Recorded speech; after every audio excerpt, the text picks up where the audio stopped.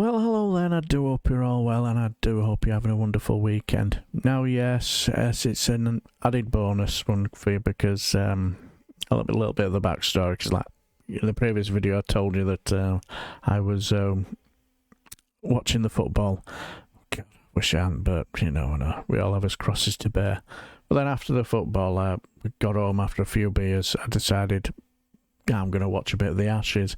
Massive cricket nut. I always enjoy the Ashes and Test matches. And with them playing over in Australia, the time difference is not the best, So started at 12, and I didn't get to bed till about just after 5:30 in the morning, and watched a couple of sessions.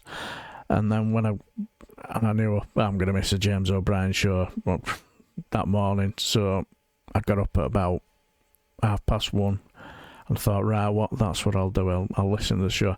And when I was listening to it, this conversation came up with James O'Brien and Theo Usherwood, and the topic of conversation was Theo was talking about 3 investigations that are going to be had over these parties that either happened or they didn't happen.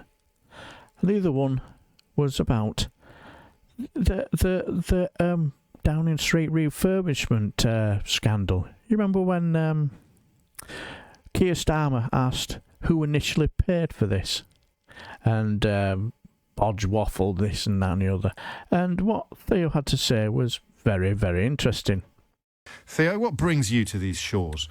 Michael Ellis, he's the Paymaster General, so he's in the Cabinet Office, has been updating MPs on the scope of an investigation by Simon Case. He's the Cabinet Secretary.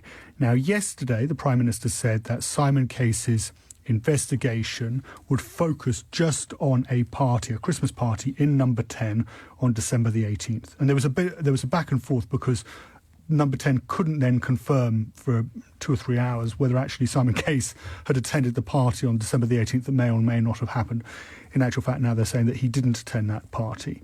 We then had Sajid Javid, the Health Secretary, he was on LBC this morning, James, saying that Simon Case will look at any parties that he was interested in looking into, that of course may or may not have happened.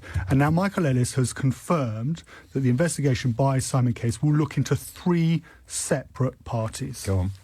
Now, I can confirm to the House that the Cabinet Secretary's investigation will establish the facts surrounding the following. Allegations made of a gathering at Number 10 Downing Street on the 27th of November 2020, a gathering at the Department for Education on the 10th of December 2020, and allegations made of a gathering at Number 10 Downing Street on the 18th of December 2020. Now, the primary purpose of the Cabinet Secretary's investigation will be to establish swiftly a general understanding of the nature of the gatherings, including attendance, the setting and the purpose, and with reference to adherence to the guidance in place at the time. 10:55 is the time, so by my reckoning that leaves 4 parties uninvestigated. The one on the 10th has already been admitted to and apologised for. The one on the 18th has already seen Allegra Stratton resign. But the one on the 27th is one where Boris Johnson is alleged to have given a speech and even remarked upon how full the room was. So that could be interesting. Yes, there's that one. And, of course, that was a leaving do for a departing Number 10 aide called Cleo Watson. And according to the Guardian newspaper, the PM attended that meeting and then gave a speech. The other, just to outline the missing meetings that Simon Case will not be looking into, going by what Michael Ellis has just told the House of Commons, he won't be looking into a leaving do on November the 13th for Lee Kane, his former director of communications, and he won't be investigating a claim by Dominic Cummings, the Prime Minister's former chief advisor, that there was a party in the Downing Street flat that same evening, and then he won't be investigating the December the 14th alleged party that took part in took place in Matthew Parker Street. So that's where we're at. Now, Michael Ellis has told the Commons that if it's necessary the police will be called in. Now, if required, the investigation will establish whether individual disciplinary action is warranted.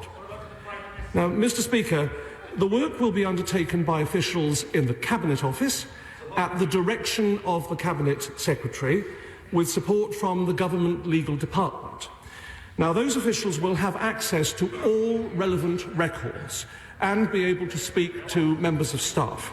Now, as with all internal investigations, if during the course of the work any evidence emerges of behaviour that is potentially a criminal offence, the matter will be referred to the police and the Cabinet Office's work may be paused. So, paused.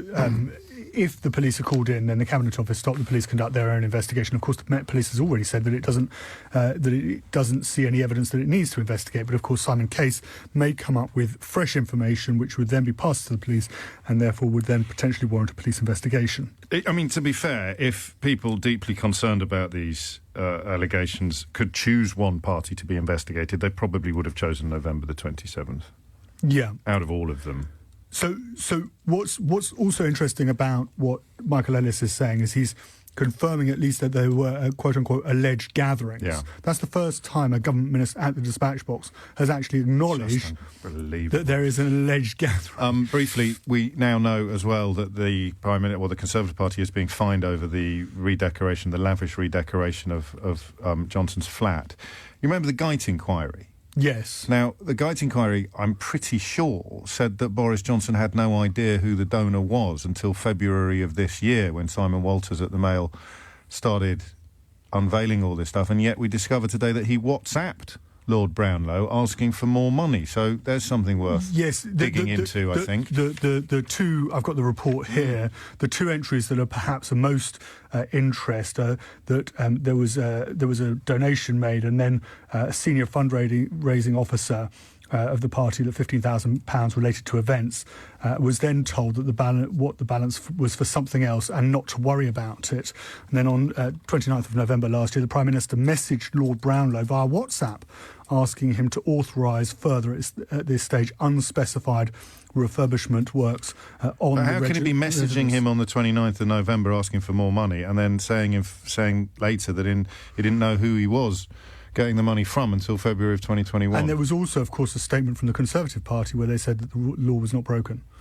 And now it's been found that it was, which is why they've been fined £18,000. But what's particularly interesting in this one, James, is that the investigation now gets passed over to Catherine Stone, the independent parliamentary commissioner on standards, and she now decides whether to investigate, and she can impose sanctions potentially against the Prime Minister, suspending him from that Parliament. I'm turning into Victor Meldrew again. It's unbelievable. I don't believe it. How do you spend that sort of money on redecoration? I appreciate this isn't your field of expertise. You're asking me about my atrium again. Right, yeah, but the Downing Street's not that big, is it? It's huge. Is it? It's big. 130 grand to decorate a flat. How many bedrooms has it got? I don't know. One for each child? That is big. It's coming up to 11 o'clock. You're listening to James O'Brien on LBC. We'll return to this, but as explained, we will be mixing things up a little bit, as the young people say.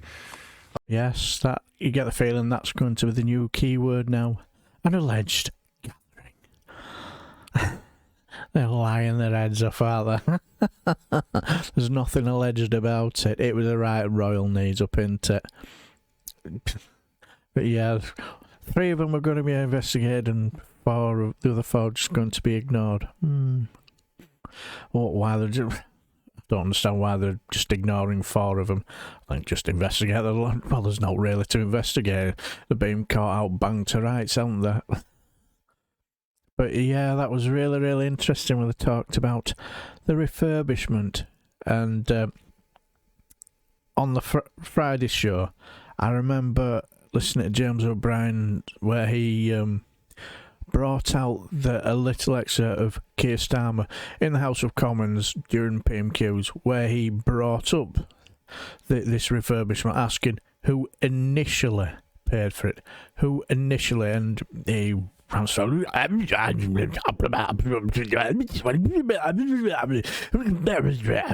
stop politically point scoring or whatever he was saying, but he certainly wasn't telling the truth, were they? Because when it comes to him and the truth, he wouldn't know if it sat on him.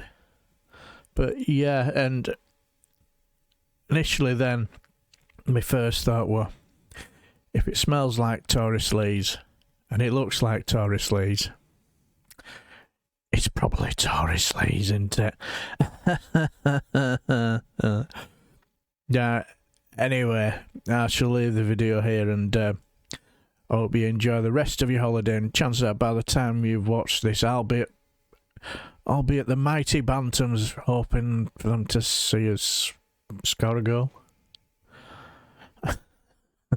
I shall bid you farewell, and till Monday, take care.